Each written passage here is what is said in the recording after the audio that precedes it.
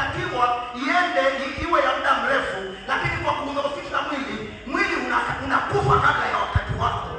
Maana lazima mwili ufe. Kwa hiyo kila kitu kinatakiwa utumie hekima ya Mungu. Amen. Tusaidie kusema amen. Amen. Tusaidie kusema amen. Amen. Yaani kila kitu sio uigize. Sasa asubuhi hii tulipokuwa tunajadili juu ya maiki, nikafikiri wengine waliwahi kuona kufika mahali wakakuta mhubiri anahubiri. Naona hakujua kwa sababu gani, labda anacheua hapa. Anazungumza labda habari za mtu fulani. Kumbe yule alikuwa anazungumza habari za mtu fulani, kikaja nini kucheua. Sasa kulipokuja kucheua kuna mapatana na ile habari ya basi fikiria ameondoka kwa sababu amlinde mtu fulani. Hamna. Sema amen. Kwa hiyo maombi ya kufunga ni kwa sababu ya kudhoofisha mwili, lakini pia mwili unatakiwa udhoofishwe kwa kiasi. Biblia inasema ya kwamba, je, hamjui ya kwamba ninyi ni hekalu la Mungu, na mtu akiliharibu hekalu la Mungu, na Mungu naye atafanya nini? Atamharibu. Ndio maana ndani ya nini? Ya tabia za Mungu kuna tunda moja linaloitwa kiasi. Sema kiasi. Yes. Kila kitu kwa kiasi. Sio wewe tu kimgungu. Shetani mwenyewe kwa kufunga kwake ili apambane na watumishi wa Paulo, walisema tusinywe usiku ngapi? 40 zinatosha kwa mtu kumuondoa. Musa mwenyewe aliambiwa njoo tukae huko juu usiku 40. Nisiona sema nini? Hizo zile za kwako. Na wala sikuigizi. Bwana Yesu asifiwe. Hizo 40 zenyewe Yesu alipozimaliza hatujaona tena amepiga 40. Hatujaambiwa alirudi jangwani tena akafunga hakula 40. Hamna. Anakwenda tu mlimani wakati anaomba, lakini jangwani alikwisha kumaliza maombi ya jangwani. Alikuwa ya kukuokoa wewe Joshua, ya kuniokoa na mimi. Ufunge umalize, ili lile jambo unapolimaliza mshukuru Mungu. Haleluya. Amen. Kwa hiyo maombi ya kufunga ni ya muhimu mno. Yaani umehangaika ili hili jambo liondoke, litoke. Na alitoke. Liingilie kwenye mfungo. Si nilikwambia niliwahi kumua miezi miwili, nikaona ugonjwa kila nikiomba. Ninashirikisha wapendwa tukiwa Mazese, wanaomba ndio nazidi kuumwa. Nasema watu wanadhambi nini? Nikaanza mimi, nikasema mimi ndiye labda mkosaji. Nikaambia sikilizeni wapendwa, kama Ayubu na kina wapendwa wake kina Hifadhi Mtemani na nani na Beda. Kaambia wapendwa, si mnaniombea niendelee kuishi. Turudi Mungu. Tuangalie, inawezekana Mungu hasikii maombi za nani? Yohana 8 mstari wa 9 mstari wa 31. Anasema Mungu hasikii maombi ya mwenye nini? Inawezekana wewe ndio una dhambi au mimi. Sasa fanyeni toba yenu kama Danieli, na mwingie kwenye toba yangu ili muone. Wakaingia, hakuna chochote, ndio naendelea kuumwa.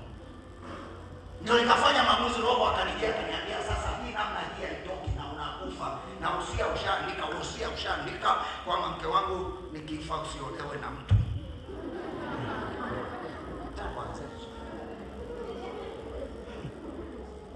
Yaani mpaka Maria mkubwa anawivu na mke wake. Sasa kunyuma utajuaje kwamba umeolewa au hujaolewa? Pendana mpaka kwenye Maria. Sasa sikilize.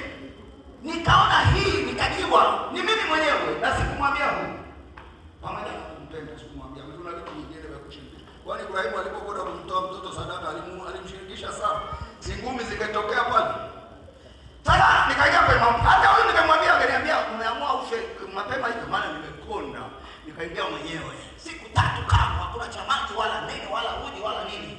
Na nimekonda, ni mweusi kuliko hiyo ngoja ya nani mama. Nikaingia.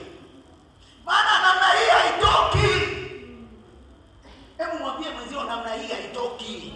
Sasa zingine umekosa akili shuleni, akili itarudi. Piga 3 tu, usiende 21, usiende 12, piga 3 tu. Zile zilizomuondoa nini Hamani. Wala usihangaike na 20 40, hizo sio zako. Hizi. Na kweli nilikuwa wakati huo bado ni mchanga, nikazipiga 3. Nikasema imani yako kweli kuna mahali ambapo Mungu akikuinua basi nikuinue tu, maana uko nyuma ulilipa gharama. Lipa gharama. Kasipiga tatu. Ndio wakati nilikuwa nishaandika Hosea, ndio nimelala sasa nangojea sasa. Mungu iende kwa Mungu. Mungu akashuka. Mwenye uhai. Naona kimulimuli nasema Mungu ndio tayari unachukua roho yangu. Na niko peke yangu kama nimemwambia nenda tu kanisani kwa jioni. Nimelala hivi naona mulimuli. Yaani kama kimweko mulimuli. Kama kiusikike. Mungu hapa sasa. Huyo akija anakuta tayari ishaondoka. Kafumba tena macho kimulimuli mulimuli. Ngaambiwa sasa inuka, chukua Biblia, soma Zaburi. Kuna mtu alikuwa anafundisha neno liko na nguvu. Nguvu ya neno likisema na wewe pale ni uzima, ni uponyaji, ni uhai, na kile kilichokuwa kinakusibu lazima kikimbie. Pigia Yesu makofi. Lazima kikimbie. Na mstari anakupa. Akaniambia inuka, soma Zaburi ya 118 mstari unaosema sitakufa bali nitaishi. Maana tayari nishajiona nimewekwa pamba, nini kila kitu, lakini naambiwa basi ufi bali utaishi ili uyasimulie matendo makuu ya Bwana. Na ndio haya ninayosimulia siku ya leo. Kwa Yesu makofi. Ndio haya ninayosimulia, na ndivyo lile neno linavyosema, nitakurudishia uhai ili usimulie matendo makuu ya Mungu kama haya ninayosimulia leo mahali hapa. Lakini nilikuwa kwenye tatu kavu. Amen. Namna hii haitoki. Shika sana hilo. Namna hii haitoki. Sasa mtu anateseka, lakini bado anapambana na hiyo roho. Sasa nyingine anaambiwa funga. Chakula chenyewe unachokula sio kile kile mlo wa draft. Mlo wenyewe ni wa kusota sota. Sasa si ukaache tu uingie huko ili kama ni mlo ule mlo wa draft au vipi, lakini usile mlo tena wa kunini wa kudokoa. Sema amen. Ile kudokoa kufunga kwenyewe shetani anakujia anakuambia usifunge. Ukimwambia chakula chenyewe ninachokula ni sawa na cha wengine, hamna. Ukabahatisha kula nyama siku moja ndio kwa heri. Maharage na matembele ndio ya bei nafuu. Na maharage yenyewe yamepanda sasa.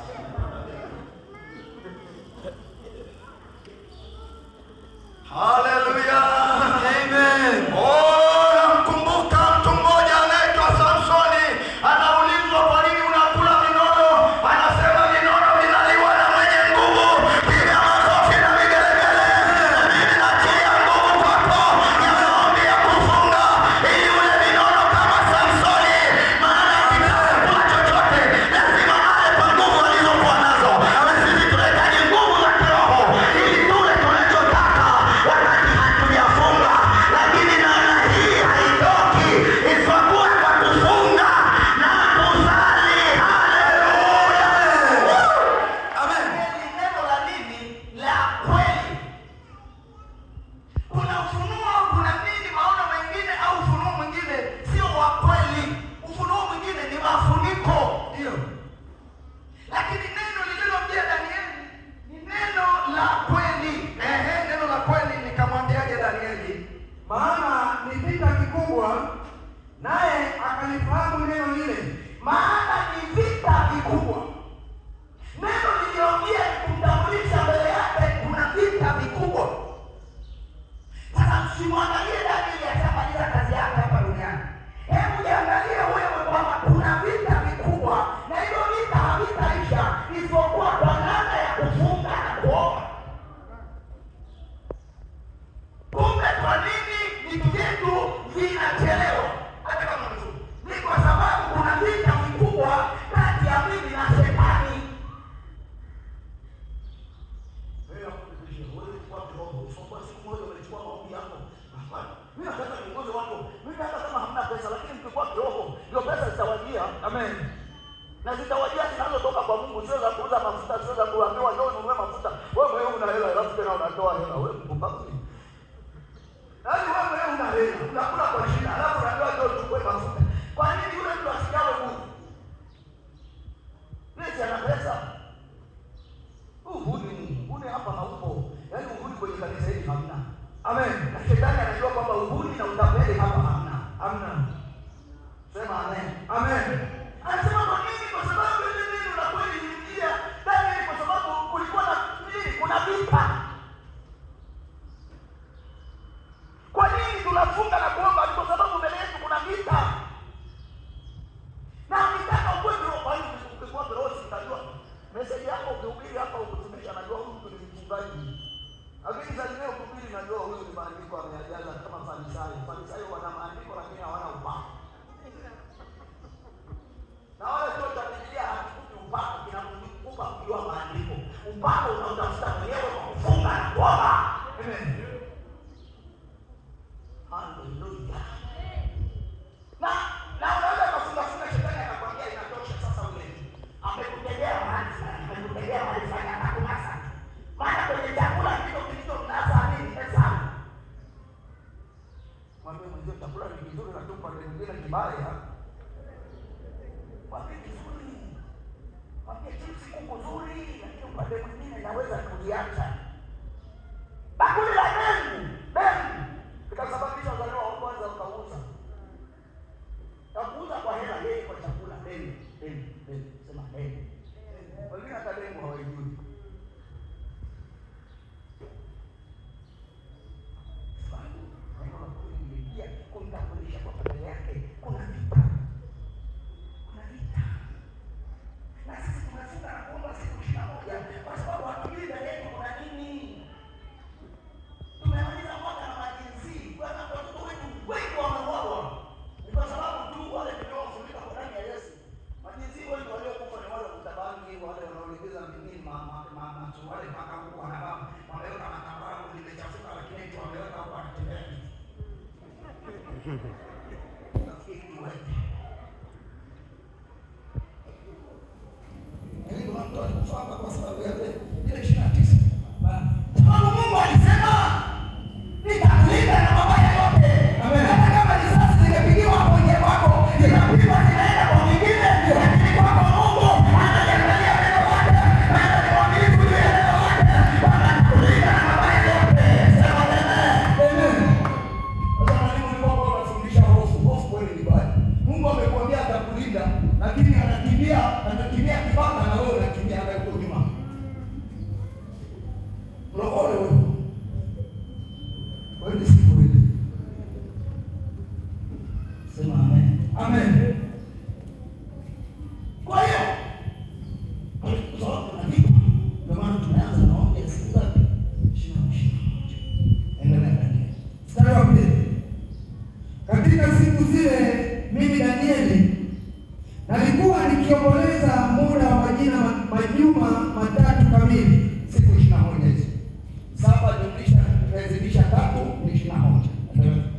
Sikula chakula kitamu wala nyama wala divai haikuingia kinywani mwangu, wala sikujipaka mafuta kabisa hata majuma 3 kamili yalipotimia. Na siku ya 24 ya mwezi wa kwanza nilipokuwa kando ya ule mto mkubwa Kidekeli, naliinua macho yangu nikatazama, na kumbe mtu aliyevikwa nguo za kitani, viuno vyake vimefungwa dhahabu safi ya ufazi. Mwili wake pia ulikuwa kama zabarajadi safi, na uso wake mfano wa umeme, na macho yake kama taa za moto, na mikono yake na miguu yake rangi yake kama shaba iliyosuguliwa sana, na sauti ya maneno yake kama sauti ya umati wa watu.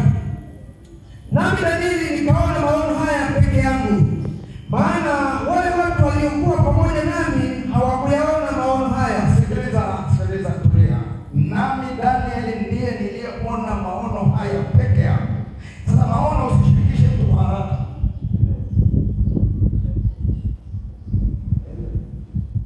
Maana yeye hajayaona. Sema amina. Amen. Yabebe hivyo na Mungu wako mpaka Mungu atakapokuambia sasa yashirikishe. Maana wengine hawakuyaona waliokuwa na Danieli akiyaona maono hayo. Hata sasa hapa unaweza kukuta mtu anasinzia kidogo, kumbe sio kusinzia, kuna vitu Mungu anavyomletea. Sasa akisema linaonyeshwa hivi, wewe ambaye hujaletewa utaanza kuuliza, hivi ni kweli? Hivi ni kweli? Kwa sababu maono ni ya mtu yeye na Mungu wake. Nilikuwa na watu lakini wale watu hawakujua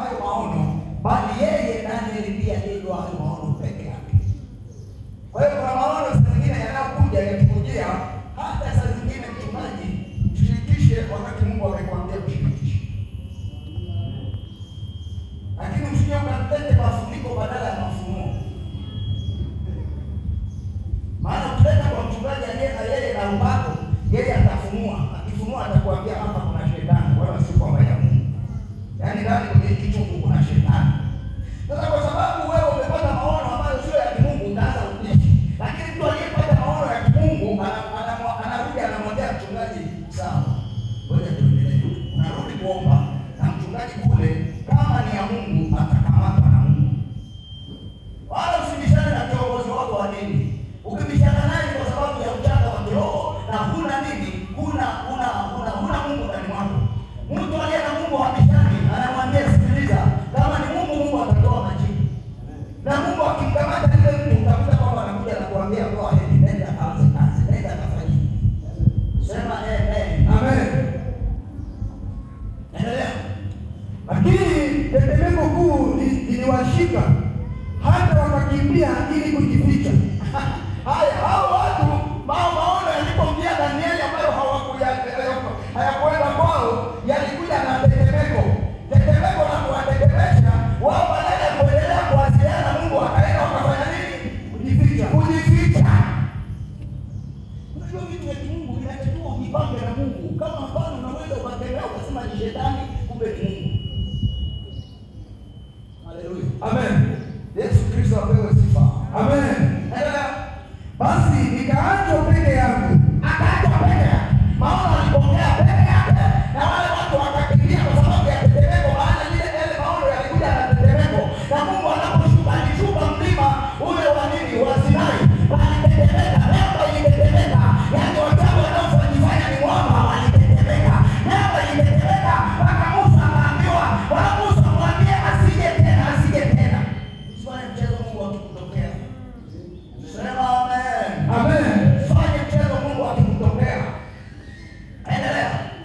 Nikaona maono haya makubwa, wala hazikubaki nguvu ndani yangu, maana uzuri wangu uligeuzwa ndani yangu kuwa uharibifu, wala sikusaziwa nguvu.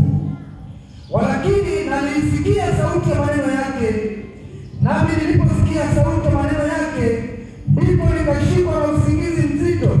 Sikiliza, nimekwambia unaweza, mtu ambaye hakuzoea kulala kama Ezekiel, hukuzoea kulala, lakini siku moja watakushangaa.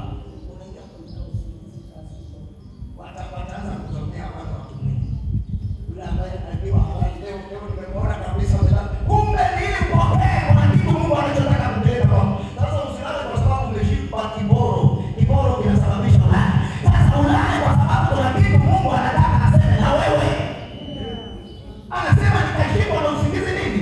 Mzito. Adamu alipokuwa anatakiwa atolewe mke, alipigwa na usingizi nini? Mzito. Sasa usije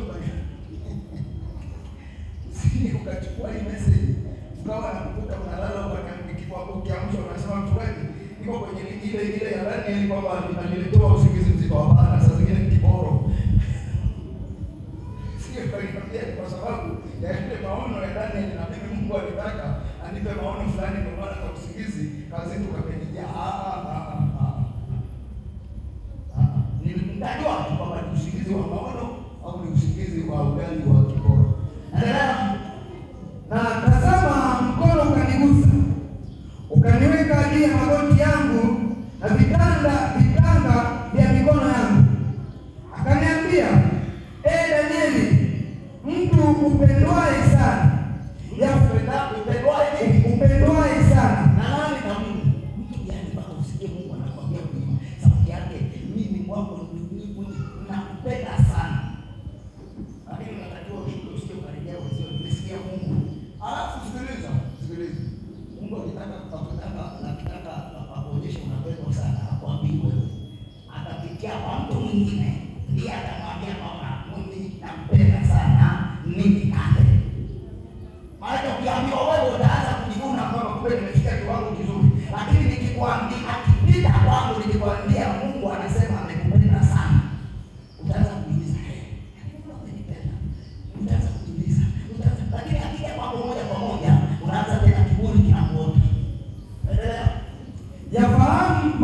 nikwambiayo, ukasimame kiwimawima, maana kwako nimetumwa sasa. Na aliponiambia neno hili, nilisimama nikitetemeka. Ndipo akaniambia, usiogope Danieli. Sikiliza. Neno nini? Kumbe sasa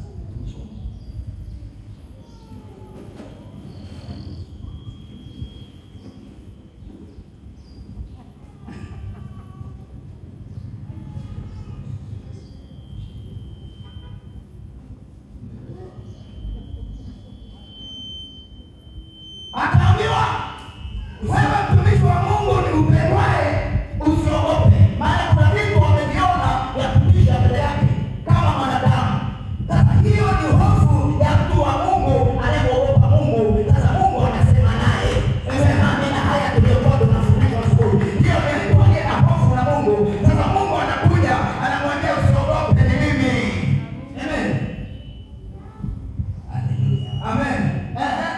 Kwa maana tangu siku ile ya kwanza ulipotia moyo wako ufahamu na kunyenyekeza mbele za Mungu wako, maneno yako yalisikiwa, nami nimekuja kwa ajili ya maneno yako. Lakini mkuu wa ufalme wa Uajemi alinipinga siku 21. Sikiliza, mkuu wa anga la Uajemi alimkamata Gabrieli. Sema Gabrieli. Sasa wewe kama sio Mikaeli, usifanye mwenyewe kuambiwa kwa shetani, atakukamata. Malaika yule alitoka kwa Mungu. Gabrieli. Sema Gabrieli. Wengine wanasema Gabrieli. Anaitwa Gabrieli. Akakamatwa na mkuu wa anga la Uajemi. Danieli analetewa sasa nini? Ufunuo. Anaambiwa, tangu ulipoanza kuomba maneno yako yalifika kwangu, na kama yalifika kwangu, maana yake siku hiyo hiyo majibu yalitolewa kuja kwako. Amen. Na mpeleka majibu sio Mikaeli, mpeleka majibu ni Gabrieli. Amen. Gabrieli akakutana. Sasa msikilize mpendwa, kama kweli una maombi ya kufunga, kama Gabrieli alizuiwa kwenye anga la Uajemi, wewe ni nani? Alipigizwa kwata siku 21, yuko pale ananasishwa. Hakuna cha kupeleka majibu haya, hakuna cha kupeleka baraka hizi kwa Kristina, hakuna cha kupeleka baraka hizi kwa Malekela, hakuna. Hapa nimekusotesha na hii haiondoki isipokuwa kwa kufunga na kuomba. Haleluya. Na hii haitoki. Amen. Kasotesha. Jamaa Mungu anasema nilivyo na mawasiliano mazuri na Mungu. Maana Mungu hasikii maombi ya mwenye dhambi. Mimi sina dhambi. Mimi niko vizuri. Lakini angetuma kuleta majibu kwako, amezuiwa. Sema amen. Amen.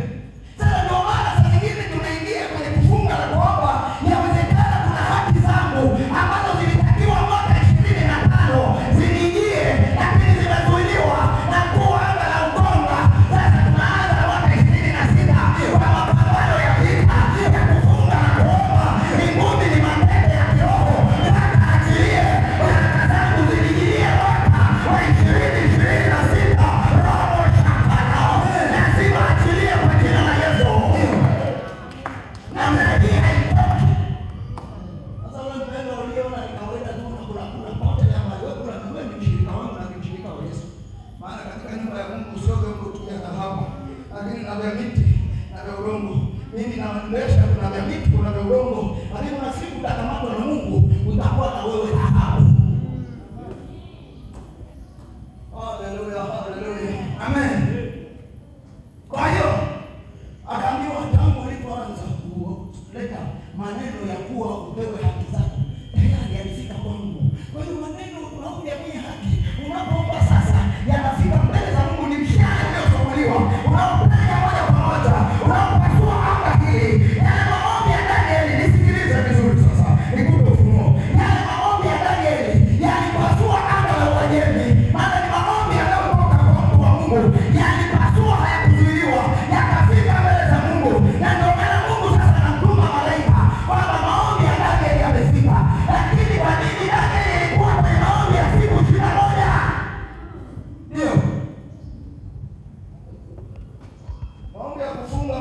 Hii maombi yanayoambatana na mfungo ni mshale usiozuiliwa na kitu chochote.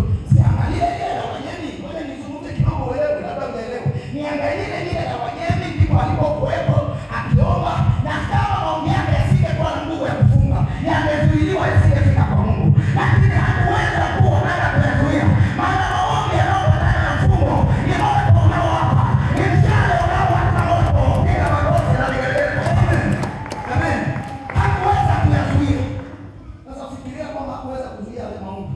Lakini mgeni Gabrieli alipotumwa sasa arudishe majibu. Kama sasa usiniulize Gabrieli hakufunga, atajua mwenyewe. Kwa nini azuie? Unaona shetani alivyo na nguvu. Usifanye mchezo. Ukafikiri wokovu utauishi kilegelege, utauishi kwa mazoea, utauishi kwa akili zako za chuo kikuu. Huwezi. Ndio. Huwezi. Sema amen. Amen. Wokovu ni vita. Umeona huko juu kwamba Danieli alikuwa kwenye vita vikali. Amen. Lakini ndipo akaingia kwenye maombi ya siku 21. Sasa sisi sitawahi kusikia mkurugenzi ukitutangazia maombi ya kula tukichakula tunaiba. Sio piga uji jioni, maombi ya siku 7 kati. Badilisha. Moja kula chakula tu ambacho sio kizuri. Mboga tu. Mahindi kiasipite. Sema amen. Amen. Mboga tu. Hatukuambiwa kwamba alikuwa anakula kwa kiwango gani. Sio anasema nyama na vitu vile vingine havikupita, na alikuwa kwenye maombi ya siku ngapi? Ya kufunga 21. Ndio Biblia inasema. Unajua mimi nimesimama kwenye neno. Mungu kwanza anachoangalia ni neno lake. Kwamba unahubiri neno lake, unahubiri akili zako. Baba, sikuhubiri akili zangu, unahubiri neno la Mungu. Sema amen. Amen. Na neno la Mungu likiambatana na maombi ya kufunga ni mshale ulio na moto, lazima ufike kwa Mungu. Amen. Haleluya. Amen. Kwa hiyo Gabrieli akatoka. Sasa atokeje ili msaada? Na wewe katika hali unayopitia, utokeje unahitaji msaada. Na msaada ni neno la Mungu na leo. Amen. Msaada ni neno la Mungu na leo. Amen. Kuliamini neno ndio kutoka kwenye vifungo. Kuliamini neno ndio kutoka kwenye vifungo. Yaani kuto kuliamini neno ndio kuzidi kukaa kwenye vifungo.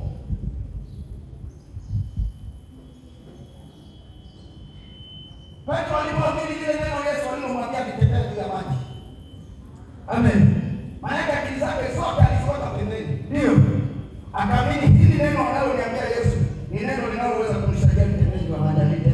Aliporudisha akili kwenye uvuvi, na alikuwa mvuvi ni kweli, na uvuvi haukuweza kuzuia maji yalizama.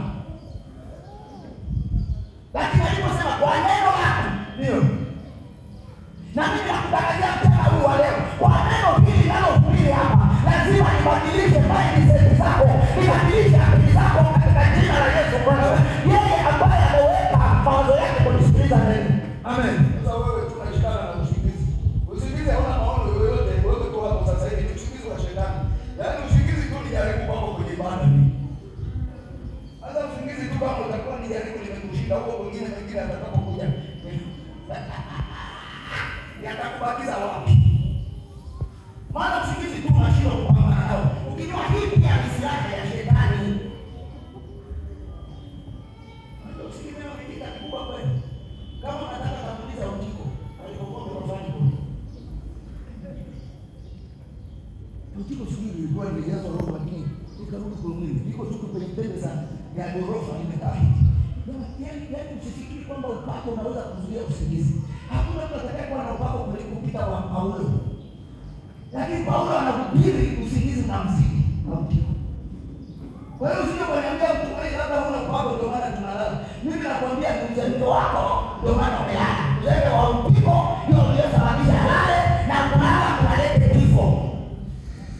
Kama si kifo cha kimwili, kifo cha kiroho. Ndio. Kwa maana sisi tunapata shida kuombea. Mungu tunapambana na pepo la fulani. Maana aliyelala haelewi chochote. Kuna mtu mmoja yeye alikuwa amelala, mchungaji alikuwa anahamasisha kwamba watu watoe sadaka nzuri kwa ajili ya ujenzi. Alipoinuka yeye akasema milioni kujitoa akieje, anasema jamani, nilikuwa sio sikupanga hizo. Yaani anataka kusema ni kwa sababu ya usingizi. Unaona usingizi unasema vitu ambavyo hata angeeleweki. Wanangu wapendwa. Amen. Na mimi nimekuomba kwa upendo mkubwa unamsaidia mzee unamshika mimi baba. Yaani kumshika tu atashuka. Kwa nini unishike? Wewe endelea kusikiliza. Usijibu chochote. Amen. Nasema tushukuriane nini udhaifu wa wasiokuwa na nguvu tunaubeba walio na nguvu. Kuna mijibu hailali. Na tumesababishwa usilale ili mwingine naye asilale. Amen. Wanasema mtu wake baada ya kuona nilipika kwa usingizi inaweza kama anasema mimi. Wewe endelea kusikiliza tu wala usiogope. Alafu kumbe nini na nyinyi ni barua hiyo wazi sio fungwa.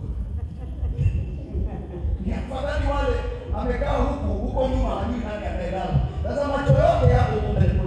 Barua hiyo wazi ni barua hiyo wazi. Yesu apewe sifa. Amen. Pia hili jamaa hili Yesu litapia makofi. Iliyoshika kifo na mauti. Hiyo inayosababisha nisimame hapa kwa ujasiri. Niseme habari zake. Sema amen. Tazama huyo Mikaeli, mmoja wa hao wakuu wa mbele, akaja kunisaidia, nami nikamwacha huko pamoja na wafalme wa Uajemi. Akaja malaika wa kivita kunisaidia. Yaani amsaidie nani? Gabrieli. Akampandika vizuri yule mkuhani wa Uajemi. Yale majibu akamkabidhiwa. Sio yeye aliyapeleka nini malaika wa kivita akamkabidhi yule message. Kwa maanisha shika katika majibu ya watu. Ninarudi kwenye kambi yangu. Ninarudi kwenye nini? Watu wa kivita. Akamshinda. Majibu yakafika kwa Daniel.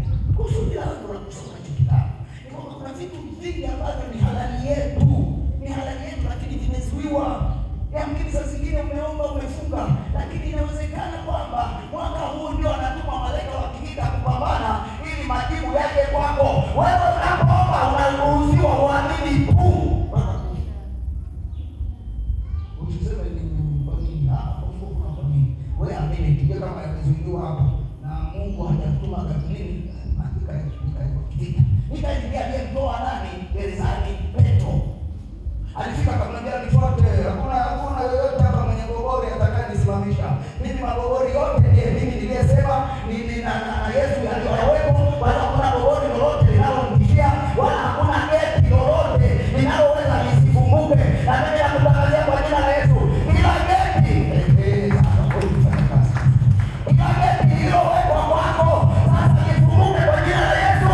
Ni majina yako na majina yale yale Yesu alipotumiwa malaika wa kivita. Majina yote yaliondoka, akaingia, akamwambia Petro nifuate. Kwa hiyo nakutangazia kwa jina la Yesu, ni mwaka wa madeni kuondoka, mwaka wa madeni ya umaskini, mwaka wa madeni ya magonjwa, mwaka wa madeni ya mlima yaondoke kwa jina la Yesu. Amen. Amen. Tunaye Mikaeli yupo. Sema amina. Amen. Mikaeli alikuwepo na yupo. Alikuwepo Agano la Kale na Agano Jipya kwa kanisa alikuwepo. Na hata leo tunaye hapa. Ndio. Mageti amri. Ndio. Kuna mageti yameshaondoka. Maana tunamshinda Yesu shetani kwa mshuhuda. Kuna mageti yashaanguka. Amen. Na wewe una mageti yashaanguka. Sio yaanguke kwa mara moja utamwacha Mungu. Mingine itaanguka kwa mara moja, ilikuwa haijawahi kuendesha gari, ikiendesha gari naona kile gari kama Mungu.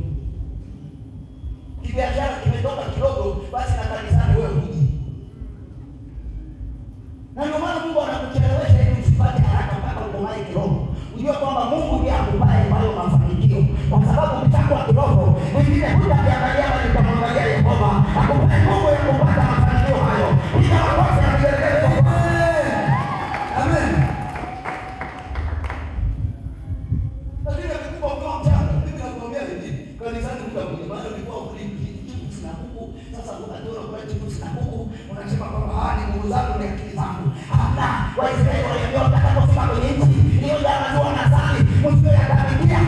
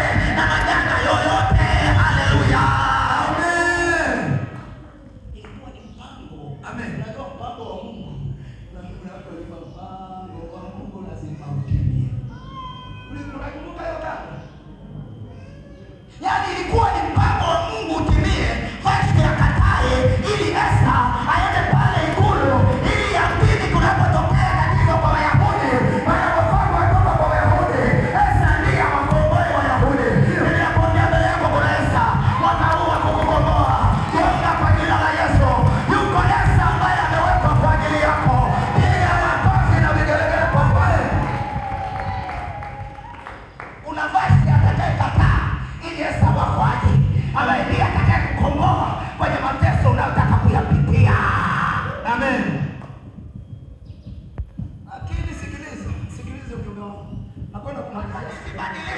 Zitabadilishwa na maombi ya siku 3 ya kufunga. Hebu sema amina na piga makofi.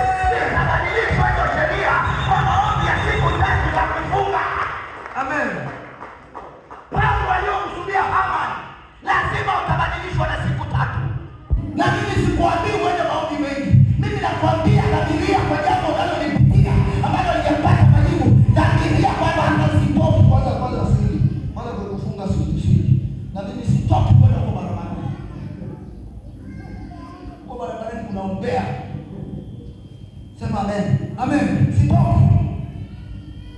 Nilikuwa na siku 3, nilikuwa nishakufa. Msingesikia ujumbe kama huu. Lakini tatu kavu, mwanzo mzee tatu kavu. Bila maji, bila chakula, bila nini, tatu kavu. Esa akajua hili jambo ni gumu mno. Kuingia mbele za mfalme ili kubadilisha sheria zilizowekwa si kazi rahisi. Na mimi ndiye ninayesimama mbele zake muda wote. Alafu niwe kinyume na sheria zilizowekwa si kazi rahisi. Ndio. Halo? Amen. Halo? Amen. Na kweli Esta alikuwa ni Myahudi. Maana Myahudi maana yake wokovu unatoka kwa Wayahudi. Lakini Mordekai hawezi kuingia kwa mfalme. Yeye ni kumpa direction ya wake kama utaingiaje huko. Ndipo sasa anakubali. Esta anakubali. Anaambiwa Esta, inawezekana muhula huu umewekwa kwa malkia wa mfalme kwa sababu ya kuliokoa taifa hili kubwa. Majira, mwambie mlizio akikwambia mbona una nyumba, mbona una kuanja, mwambie nipe muda. Nipe muda. Aliona gari yangu imesimama pale. Nipe muda. Unaona nyumba yangu imesimama pale. Nipe muda. Ndio. Majira na wakati wa Esta akae pale ikulu ili awaokoe Wayahudi na chuki ya Haman ya kutaka kuwaokoa Wayahudi wote. Na barua zilikwisha kuandikwa. Na barua zilikwisha kuwekwa muhuri. Lakini maombi ya siku 3 haijalishi barua zimeandikwa, haijalishi kuna muhuri. Mimi nakwambia tunaweza kuibadilisha hii nchi na taifa letu kwa maombi tunayokusudia ya siku 3 kavu. Tunabadilisha ikulu, tunabadilisha bunge. Piga makofi na vigelegele kwa Bwana. Amen. Maana vita vyetu si juu ya damu na nyama. Wanaoandamana watauawa kimwili, sisi tutaandamana kiroho. Maombi ya kufunga, tutaandamana kwa magoti. Tunaweza tukamtoa mfalme aliyoko madarakani. Piga makofi na vigelegele kwa Bwana. Amen. Ni kwa magoti. Sema amina. Amen. Sema amina. Amen. Unafikiri mchezo? Kuingia ubadilishe sheria za mfalme na muhuri ushawekwa. Kuna vitu ambavyo shetani ashaweka muhuri kwako kwamba hutoki. Nisikilize, piga maombi ya siku 3. Kuna muhuri hautakuwa na kazi. Haleluya. Amen. Ndio. Unajua kupiga muhuri ni kwamba yani tayari kama ni kunyongwa, ile ni saini ya mfalme kwamba ukanyongwe. Mimi nakwambia hivi, nisikilize.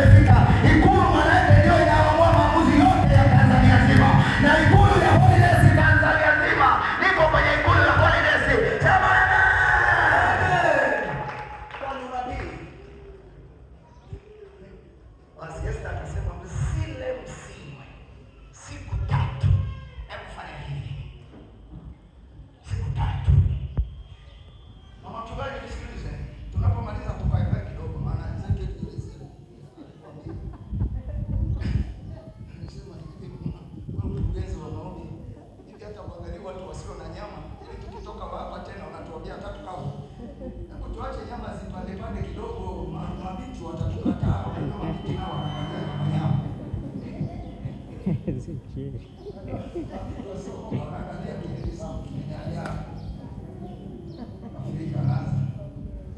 Lakini kwa kiroho haangalii. Anapoangalia mtu amenyoka anasema, "Naomba yule anasema kabisa." Sasa jinsi yao kimona. Lakini kwa ufungaji, yaani mimi nikifunga kama kuna kelele ya ndani. Chakula chako si.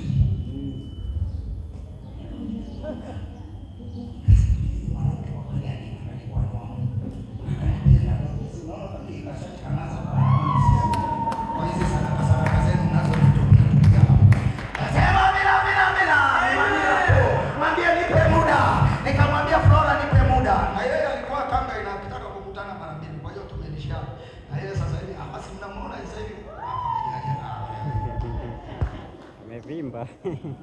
Amen. Unajua ibada sio kuwa na kucheka nayo, ni mapepo. Ndio. Mashindano. Sema amen. Amen. Ndio mtu anapocheka halali. Lakini anaponuna hivi ndio shetani anamwambia wewe ngoja kuletea na usingizi. Sasa Esther akasema kwamba siku tatu bila kulala. Na mimi nitakuwa hivyo hivyo.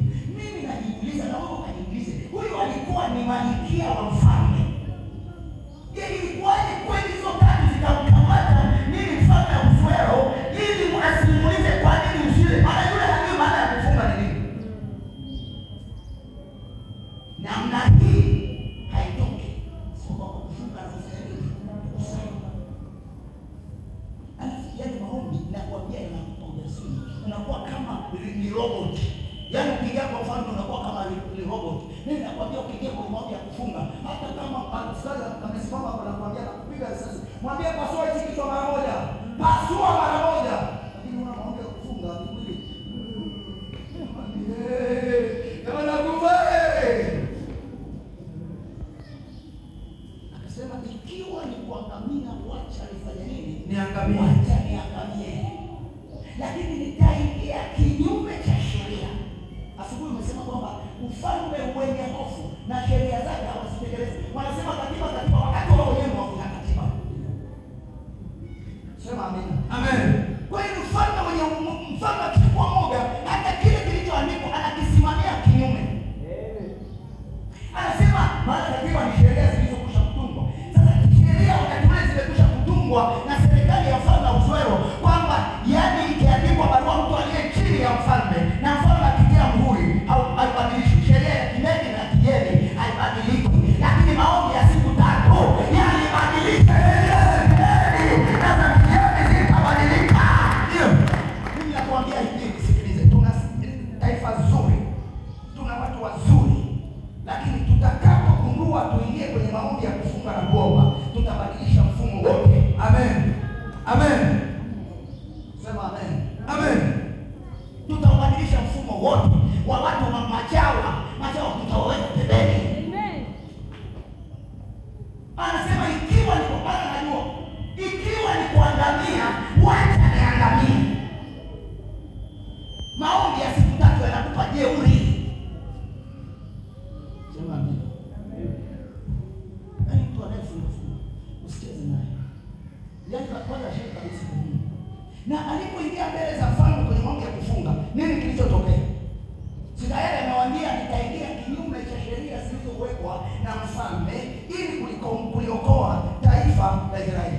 Akaandaa bonge la karamu. Cha kwanza aliandaa bonge la karamu. Akamwambia uje wewe mfalme, nimeandaa bonge la karamu, lakini uje na huyo mtesi wangu, mtesi wa Wayahudi, uje naye ale chakula cha mwisho. Sema amina. Chakula cha mwisho. Mwaka huu wako sema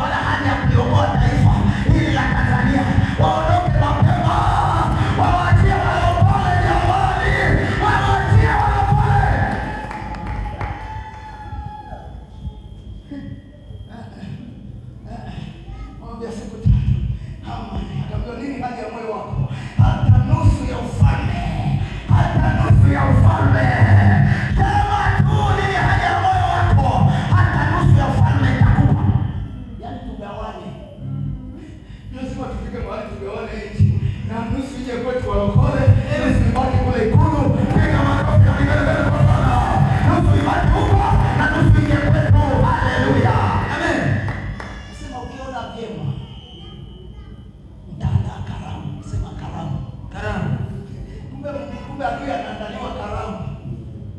Adui akamwandalia karamu, ale chakula cha mwisho. Akaandaliwa. Hamani anasema kuna karamu, mimi niko chini ya mfalme. Sasa Esta nimeona ametuandalia karamu. Sijui anamwaga mkewe, anamwambia mke wangu tumeandaliwa karamu. Lakini alipofika kile alichokiona, anarudi anamwambia mkewe, nimeona moja mbili tatu. Mkewe anakumwambia ndio wanawake ni rahisi sana kuelewa kitu. Yaani Hamani hangejua kitu, mkewe ashajua. Anamwambia kwa dalili hii unayosema kuna hatari kubwa kwenye maisha yako. Jamani kaenda kwa Esta na mtesi wa Wayahudi. Alipofika kule akala mzee akanywa pombe kwa kifamilia ilikuwa shida. Kapiga ngiri mvinyo wake akalewa vizuri. Akasema sasa sikiliza. Mtoeni Hamani. Hamani anasema nani? Mtoeni Hamani. Lazima Hamani atolewe mahali hapa. Mtoeni Hamani. Mtoeni Hamani. Mtoeni Hamani ndani yako. Mtoeni Hamani ndani mwako. Ubinguni Hamani. Mtoeni Hamani akatundikwe. Ni mwaka wa kutundika Hamani. Sema neno. Sema neno. Mtoeni Hamani. Ndio. Sikiliza nyinyi wajibu wa serikalini. Kuna Hamani amekalia nafasi yako. Mwaka wa kumtoa Hamani. Mtoeni Hamani. Ndio. Maombi ya siku 3, mtoeni Hamani. Amen. Hamani anahisi hivi ni mfalme au ni mwingine au ni sanamu nyingine. Mimi ninayekaa chini ya mfalme. Mfalme ananisikia kwa kazi. Leo mtoeni Hamani. Mtu aliyeuchonga ili Mordekai atundikwe. Mkatundike na mti huo. Piga makofi na vigelegele kwa Bwana. Mkatundike, sitafute mti mwingine. Mtu aliyeuchonga Hamani mwenyewe. Wapige huo. Mkatundike Hamani. Mordekai sahiyo. Na mwana Esta. Mabega yako juu. Mabega yako juu. Ile nafasi ya Hamani akaichukua Mordekai. Piga makofi na vigelegele kwa Bwana. Nafasi yako. Kuna Mordekai yuko pale. Kuna Hamani yuko pale. Lazima Mordekai akatame nafasi ya Hamani. Mordekai ni wewe. Piga makofi na vigelegele kwa Bwana. Amen. Lakini wanatakiwa majitu jasiri. Unajua Mordekai alikuwa hamsujudii nani? Hamsujudii Hamani. Hamani akiwa ni bosi wake mkubwa. Anapita hapo anajua huyo hana mamlaka kama hiyo. Mimi ningerudi kusudi. Wengine watakipita hapa. Kwa nini Hamani? Mfalme shindele. Anakuchini mfalme. Anapita kwa Mordekai. Mordekai anamwangalia bidita. Anasema Mordekai hana adabu kwangu. Na niko tayari kutaka kuokoa Mungu wake. Mimi napita kwenye uwepo wake. Yeye hasujudu. Nakwambia tunafika wakati hatutasujudu kwa mapepo na mashetani. Tutasujudu kwa Mungu aliye mbinguni. Kila maji litapigwa kwa Mungu. Sema amina, amina. Maji litapigwa kwa Yehova. Haitapigwa kwa miungu ya ikulu. Haitapigwa kwa miungu ya kula bungeni. Haitapigwa kwa mdini goti. Kwa mashetani wa Tanzania. Kwa jina la Yesu. Tunapiga goti kwa Yehova. Amen.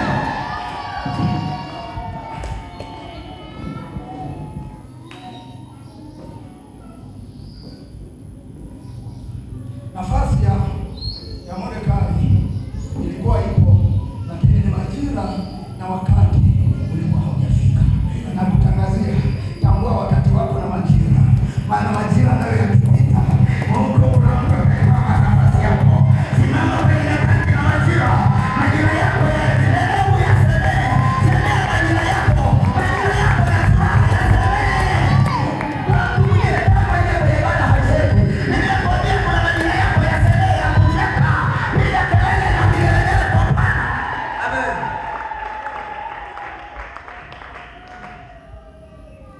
Majira yalifika wakati sasa. Sio Mordekai anayetakiwa msujudie Hamani. Maana